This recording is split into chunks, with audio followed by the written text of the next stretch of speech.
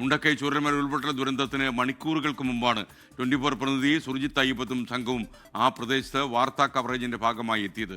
അന്ന് ക്യാമറയ്ക്ക് മുന്നിലെത്തിയ പല ആളുകളും ഇന്നില്ല. അതൊരു യാഥാർത്ഥ്യമാണ്. അവരെയൊക്കെ തന്നെ ഉരുൾപൊട്ടൽ കൊണ്ടുപോയി.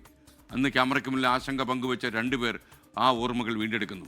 ജൂലൈ 29 മഴ കനത്തു പെയ്തു തോർന്ന ഇടവേളയിലാണ് ഞങ്ങൾ ചൂരൽമലയിലേക്ക് യാത്ര തിരിക്കുന്നത്. കലങ്ങിയാർത്ത് ഒഴുകിയിരുന്ന പുന്നപ്പുഴയ്ക്കൊപ്പം ചൂരൽമലയിലും പുഞ്ചിരിമട്ടത്തും ഞങ്ങൾ ആൾക്കൂട്ടത്തോട് സംസാരിച്ചു. അന്ന് ക്യാമറയ്ക്ക് മുന്നിൽ ആശങ്ക പങ്കുവച്ച 2 പേർക്ക് ഇടം വല നിന്നിരുന്ന പലരും ഇന്നില്ല.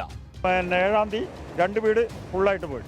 ഭാഗികമായിട്ടൊരു വീട് നഷ്ടപ്പെട്ടു. അത് ഇതേ സ്ഥലമാണ്, സ്പോട്ടാണ്. പക്ഷെ ഇന്നലെ രാവിലെ 2:30 മുതൽ മഴ കനത്തു. ഇന്നലെ 2:30 മുതൽ ഈ മുണ്ടക്കൈ വരുന്ന പുഴയാണിത്.